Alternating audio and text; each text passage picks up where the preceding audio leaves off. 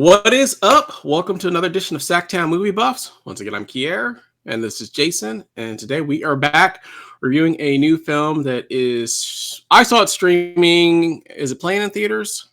It did play in theaters for a few weeks, and then it went to Apple TV Plus.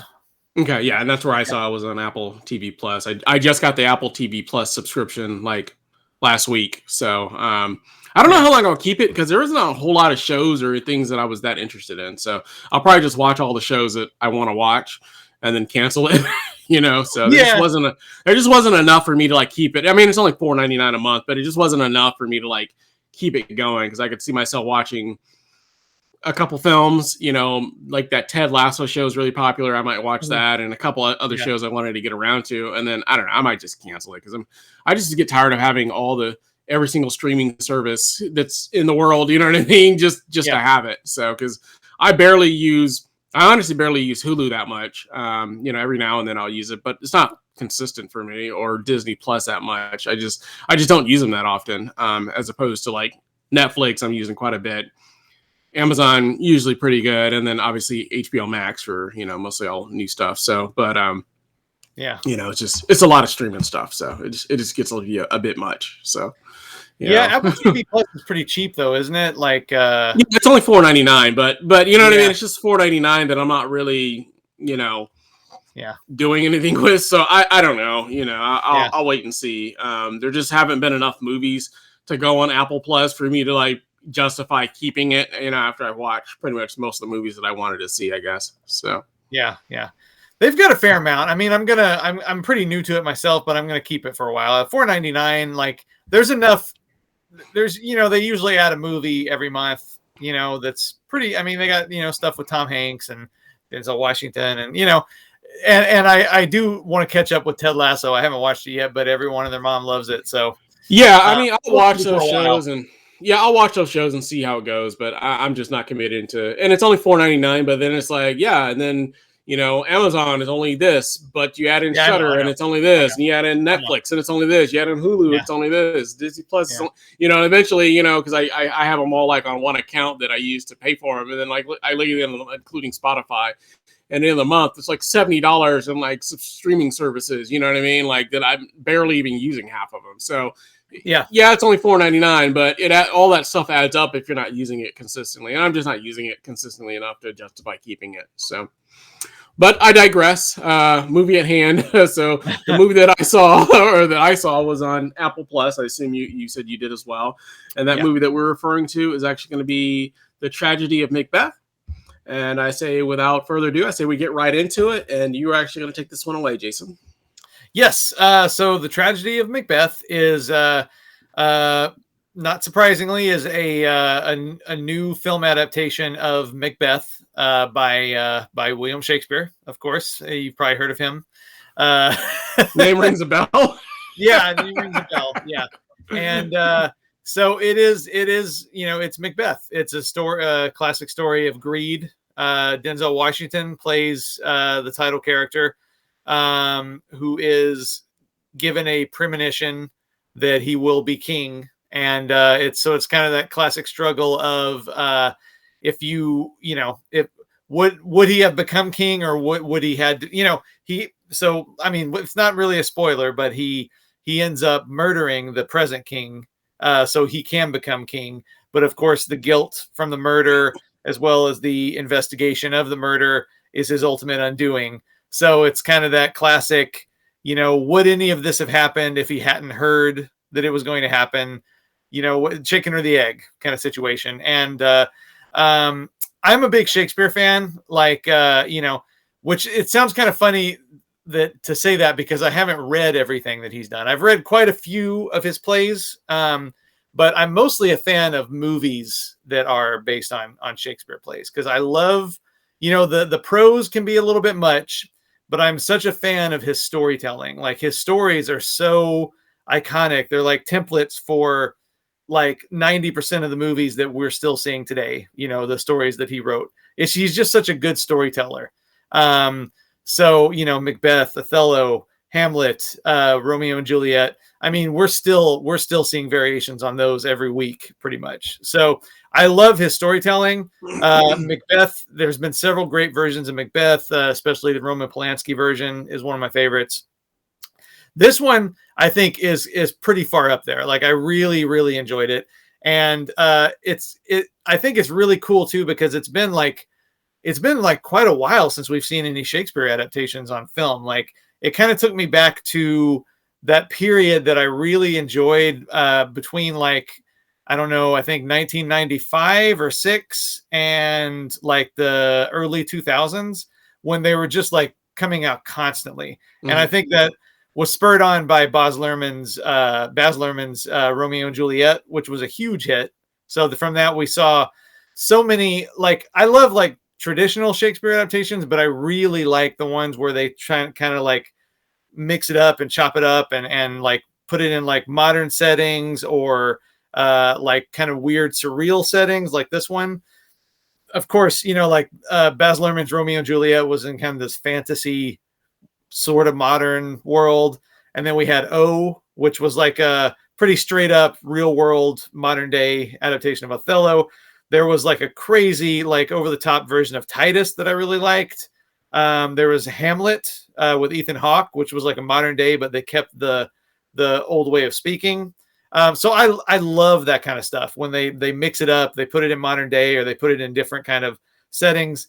And this made me realize that it's been like a long time since any of those have come out. So I really just enjoyed what we haven't had in a while, which is seeing like an actor, especially of Denzel Washington's stature, deliver this dialogue, you know, and it's been a while since we've had anything like that come out. So Denzel Washington unsurprisingly makes for like a fantastic Macbeth. And I thought it was really cool to see him play, you know, like he's definitely played some unscrupulous types, you know, but it's pretty rare that he plays, well, I wouldn't call Macbeth a villain, but he's definitely not a hero. You know what I mean? So it was kind of good to see him kind of lower that guard a little bit and be somebody who is very deeply flawed, if not villainous in some aspects for sure, you know?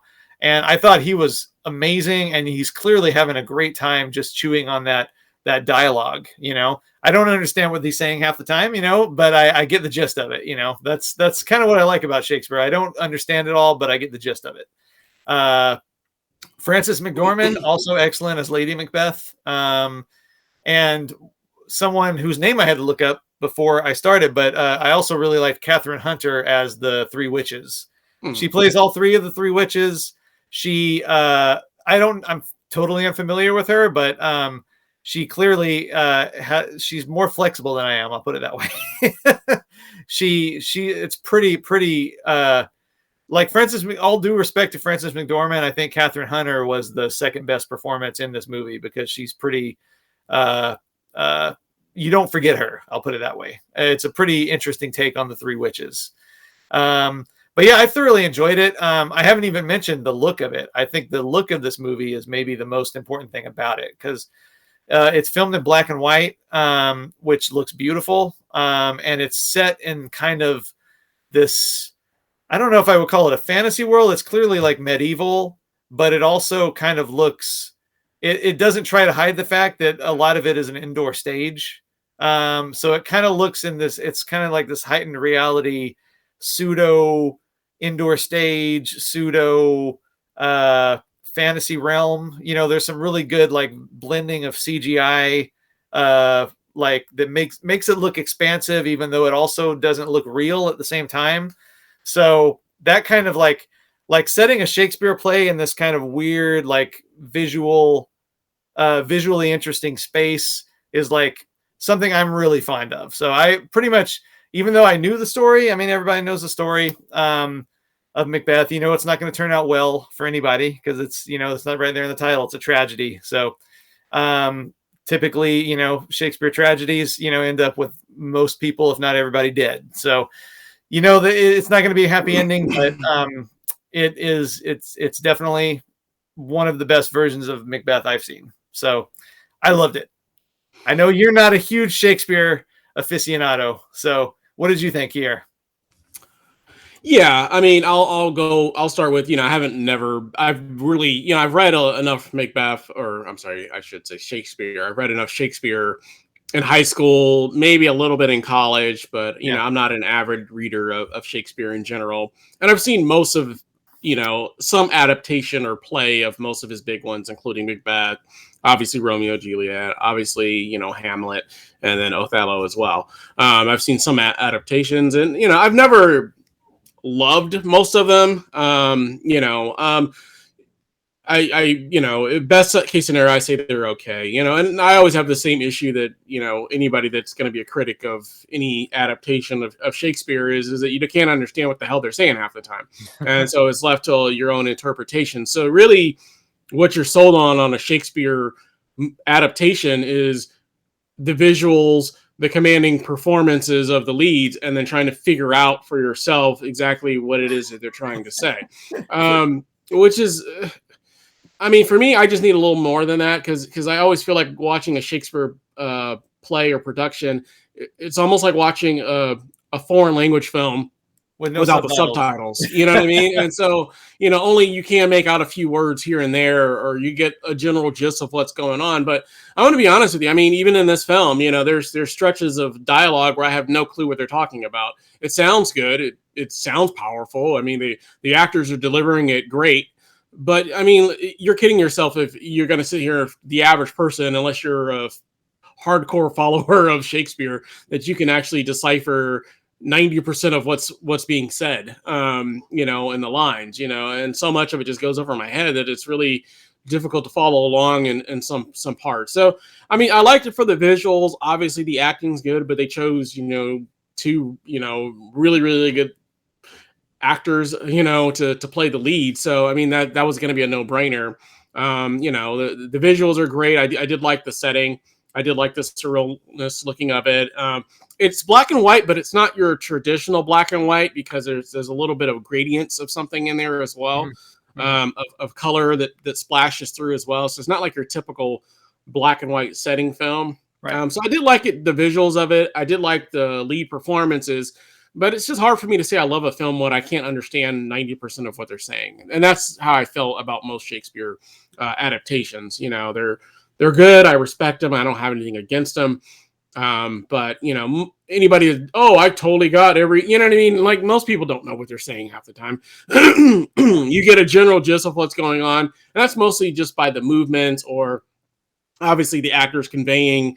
If they're yelling in a scene, they're angry, or they're using certain words or certain dialogues. Oh, he must be getting ready to kill him. He must be getting ready to battle. She must be getting ready to, but it's really hard to decipher what's going on. And so it's just, to me, it kind of draws me out of the film when I can't understand exactly what's going on. I can't be fully engaged in something if I have no clue what they're saying for a good portion of the film. It sounds, profound because they're speaking in, Shakespearean talk, but you don't know what's going on. And so I don't know. I just have a hard time saying I love something when I can't understand most of what's being said. I mean, I generally can follow along, and I've read Macbeth at some point. I've seen other adaptations of Macbeth. I know how the story ends, and I know how the story goes, but it's the conversations, the dialogue, the conversations that they're having. And I just have a really tough time like getting fully engaged in a film when I can't understand a lot of the conversations or can't fully what's going on. And, there was certain scenes where I have no clue what was said. I have no clue what they were talking about, in certain scenes. And I'm trying to like, well, I guess that means this. I don't know. It's your interpretation, which some people like that. Some people like that about Shakespeare, that you kind of use your own imagination or your own interpretations to figure out what it means, and it has some sort of meaning. But I don't know. For me, it just makes it a little difficult to follow at times. So overall, I liked it. I didn't love it. It's definitely not going to be in my my top 10 or anything of that nature for this year. But I liked it overall. But it's not something I would probably revisit personally. And a lot of it just has to do because I'm just not that into Shakespeare in general.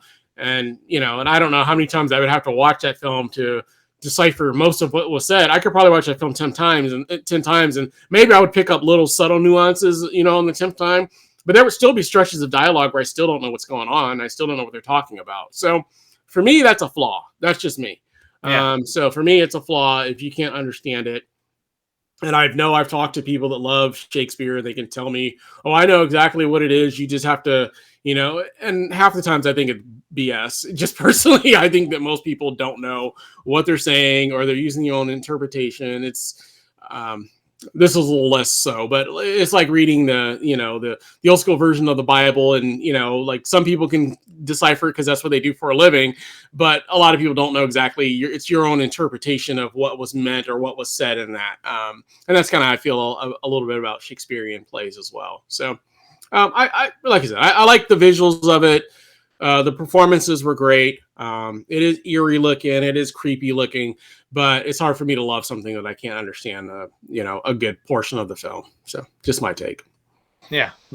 No, I get it. I wouldn't pretend to say I know exactly what they're saying all the time. I think to do that, you have to kind of read it, and like you have to break down each sentence almost like a math equation almost, and then like after like half an hour, you might have a page down completely. You know what I mean? So yeah, if you got time to do that, like I don't, I recall, I think I was in high school. I recall actually doing that with one of his, it might've been Hamlet. I don't remember which one it was, but we actually went through and we would read the lines, and then we would try to decipher exactly what was being said or what was being expressed and try to decipher it.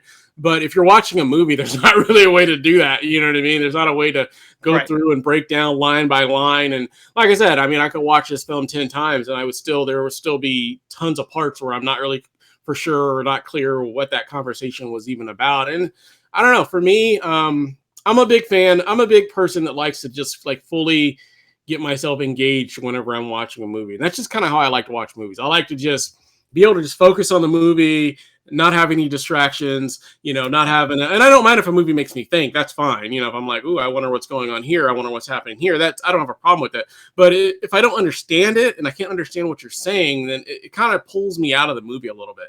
And because I can never fully get engaged because I'm trying to figure out what's going on, but I don't understand what they're talking about. And so there's a lot of movies that I watch that are confusing, but then by the end, everything's making sense. That's completely different than this, because by the end, I mean, I know with the story, I know the overall general story that happened, it's a Shakespeare tragedy. So obviously, what's going to happen, but I don't know. There's certain parts of the film where I'm not really for sure what the conversation was about. And I don't even know if like I said, on a second, third, fourth, fifth viewing, I would still fully understand exactly what that conversation was about, or what they meant when they said this, or what that means. And so it's just hard for me to get fully immersed into the film when I don't understand what they're saying. So I like the visuals of it. The acting performances were great. So I like it for that. But for me, it's not something I would revisit personally. So, yeah. All right, cool. Anything else you want to add about the Tragedy of Macbeth? No.